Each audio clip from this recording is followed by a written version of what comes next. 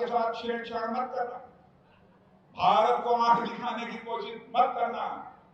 हम केवल इस पार ही नहीं मारेंगे, जरूरत पड़ी तो उस पार भी आकर तुमको मार सकते। यानी इस वक्त अगर कोई जंग छिड़ती है तो जंग सिर्फ पाकिस्तान और भारत की नहीं होगी, बल्कि उसके अंदर दुनिया भी किसी न किसी हद तक इन्वॉल्व हो जाएगी। देखिए, राजनाथ सिंह जी की जो स्टेटमेंट आई है, ये को पहली दफा नहीं आई।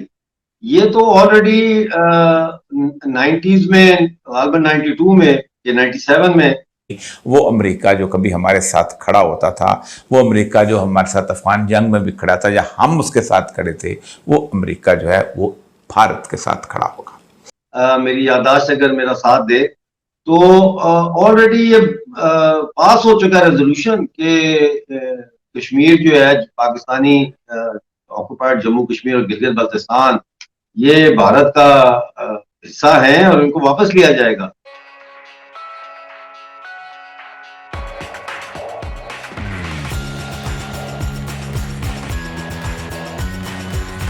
एक बार पाकिस्तान के कुछ आतंकवादी हमारे भारत की सीमा में घुस गए, हमारे सुरक्षा के जवान सोए हुए थे।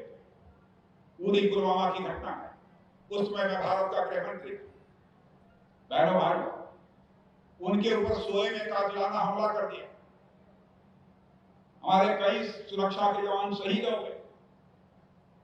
और मैं आज भी नहीं भूल सकता जब मैं अपने शहीद जवानों का 100 लेकर अपने कंधे पर चल रहा था, बहनों, 25 साल थी। उसके बाद हम लोग दिल्ली आए, प्रधानमंत्री जी के साथ बैठक हुई और आपको जानकर खुशी होगी 10 मिनट भी नहीं लगा, हमारे प्रधानमंत्री ने फैसला कर लिया। और उसके बाद आपने देखा हमारे भारत के बहादुर सेना के जवान पाकिस्तान की धरती पर जाकर आतंकवादियों का सहारा करने में पूरी तरह से कामयाब रह गए। भाइयों, यह भारत बन गया। अरे भाइयों, अब यह भारत कमजोर भारत नहीं रहा, अब हमारा भारत यह ताकतवर भारत बन गया है। और मैं अपने पड़ोसी को यह बता देना चाहता हूं, भारत के साथ छेड़छाड़ मत करना, भारत को आंख दिखाने की कोशिश मत करना। हम केवल इस पार ही नहीं मारेंगे, जरूरत पड़ी तो उस पार भी आकर तुमको मार सकते हैं। यह भारत के अंदर भारत की तरफ से एक बहुत बड़ी स्टेटमेंट आई है पाकिस्तानी हुक्मरानों के लिए। उन्होंने कहा है कि कश्मीर की जो रटी रटाई रट है ना, ये लगाना छोड़ दो, इससे कुछ हासिल नहीं होगा। अपना मुल्क देखो, अपने मुल्क को संभालो। तो उन्होंने साथ ये भी कहा कि मेरे इस बयानिए से पाकिस्तान के जो हुक्मरान है उनको काफी मिर्ची लगेंगे, बट क्या करें, ये तो हकीकत है। तो आप जम्मू एंड कश्मीर के एक्टिविस्ट हैं, कश्मीर को रिप्रेजेंट करते हैं, जम्मू को भी रिप्रेजेंट करते हैं, आप इस बयानिए के बारे में क्या कहेंगे? एक वक्त था कि हमारे हुक्मरान ऐसा बोला करते थे, आज वो चुप हैं, उस तरफ से बोल रहे हैं। आप क्या कहेंगे, हालात कैसे बदल रहे हैं? राइट लेफ्ट और लेफ्ट राइट हो गया, हमें तो अब ये दिखता है। तो ये बयानात आते रहते हैं और आप ये जो बयान आया है ये इसलिए आया है कि इस वक्त इंडियन जो डिप्लोमेसी है वो बड़ी स्ट्रांग हो गई है, खास तौर पे नरेंद्र मोदी जी के अमेरिकन ऑफिशियल स्टेट विजिट और फिर मिस्र के विजिट से। अब मैं समझता हूँ कि अमेरिका से भी ज्यादा इम्पोर्टेंट जो है वो विजिट उनका मिस्र का था, जहां उनको ऑर्डर ऑफ द नाइल दिया गया।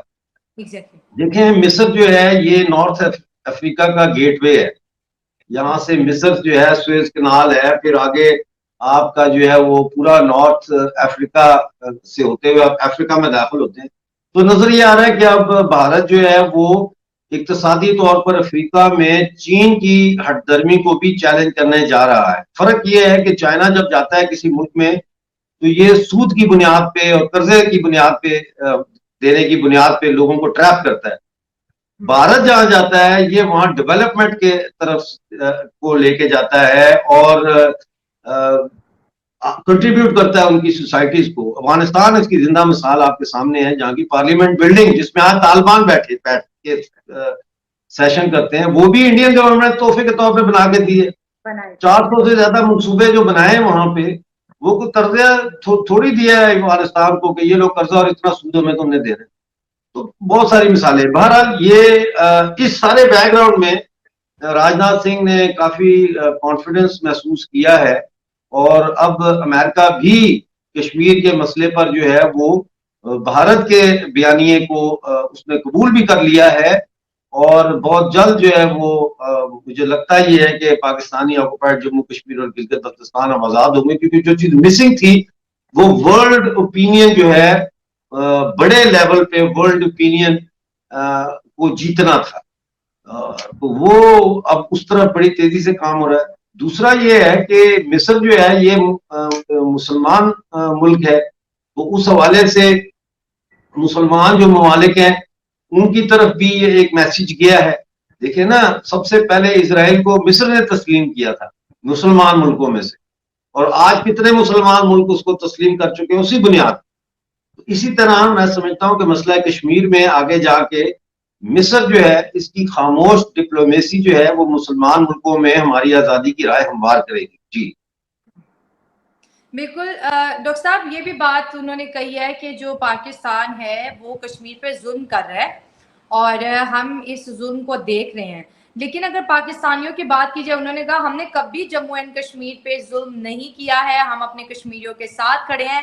भारत में तो बहुत ज्यादा फौजें हैं कश्मीरियों को जो परेशान करती हैं, हमारे यहाँ तो कोई फौज नहीं है, हम कैसे परेशान कर सकते हैं? तो आप इस बयानिए की हकीकत क्या है, कौन सच है, जुल्म हो रहा है या फिर बाकी कश्मीरियों के साथ एक बेहतर सलूक किया जा रहा है पाकिस्तानी सरकार की तरफ से? देखिए, पहली बात तो यह कि पाकिस्तान ने हम पे कोई जुल्म नहीं किया। आपने कोई जुल्म किया है? कोई आप या किसी और पाकिस्तानी ने जाके वहां को जुल्म किया है? नहीं किया। जुल्म किया पाकिस्तान की फौज ने, पाकिस्तान की सरकारों ने, पाकिस्तान की बड़ी ब्यूरोक्रेसी ने, इन्होंने जुल्म ढाए हैं। जो ये कहते हैं कि हिंदुस्तान में जो है वो फौज और पाकिस्तान में फौज नहीं है, वो झूठ बोलते हैं, झूठ बोलते हैं, झूठ बोलते हैं। पाकिस्तानी कब्जे वाले जम्मू कश्मीर में पाकिस्तान की 13 ब्रिगेड फौज मौजूद है, हर शहर में फौज है, चेक पोस्ट है आर्मी की। जब आप मंगला क्रॉस करने लगते हैं वहां चेक पोस्ट है, आपको घुसने नहीं देते बगैर इंटरव्यू किए कि आप क्यों जा रहे हैं, आप कहां से हैं, आप किसके पास जा रहे हैं, आप कितने दिन के लिए जा रहे हैं। आपकी डिग्गी चेक करते हैं, आपकी गाड़ी के नीचे चेक करते हैं, आपका डैशबोर्ड चेक करते हैं, अगर आपका बैग हो कहते हैं इसको बाहर निकाल के खोलो।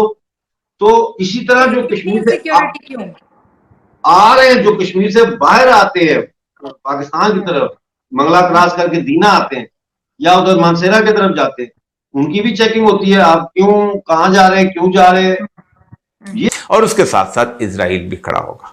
लेकिन हम एक और तस्वर जो है वो पाकिस्तान में गुज़िश्ता तकरीबन 75 साल से जिसके बारे में गुफ्तगू की जाती रही है, वो ये है कि शायद हम ही वो सरजमीन हैं कि जो भारत के साथ जब लड़ाई करेंगे तो वो रसूलुल्लाह सल्लल्लाहु अलैहि वसल्लम की उन अहादीस के मुताबिक होगी जिसे हम ग़ज़वतुल हिंद कहते हैं।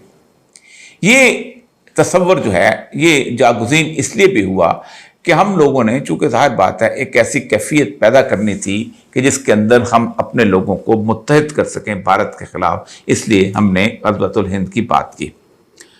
लेकिन ग़ज़वतुल हिंद अगर इंडिया से लड़ा जाएगा तो वो उसकी सरजमीन, लड़ाई की सरजमीन तो यहीं पर होगी जो ये जगह है। लेकिन क्या सिर्फ पाक भारत जंग ही अकेली होगी कि जो इसके अंदर शामिल, जिसके अंदर कहा जाएगा ग़ज़वतुल हिंद अकेली जंग? तो इसके बारे में आज कुछ अहादीस के हवाले से बात वाज़ेह करना चाहता हूँ ताकि हमें अपने मुस्तकबिल के अंदर प्लानिंग के लिए आसानी हो और हम रसूलुल्लाह सल्लल्लाहु अलैहि वसल्लम की हदीस के मुताबिक इस पर गुफ्तगू कर सकें और इस वो जो वज़ीरिस्तान का इलाका और उसके बाद आगे जाके किसी न किसी मुसवात और ये नॉन सेटल्ड एरिया जो है, अगर आप सेटल भी लगा लें क्योंकि सिंध के हिसाब से, तो फिर अटक से उस तरफ जो है वो खुरासान का, वहाँ से आप सल्लल्लाहु अलैहि वसल्लम फरमाया कि काले झंडे जो हैं उनकी नुसरत के लिए वहाँ पहुँचेंगे और वो बैतुल मक़दस यानी एलिया में गाड़ दिए जाएंगे।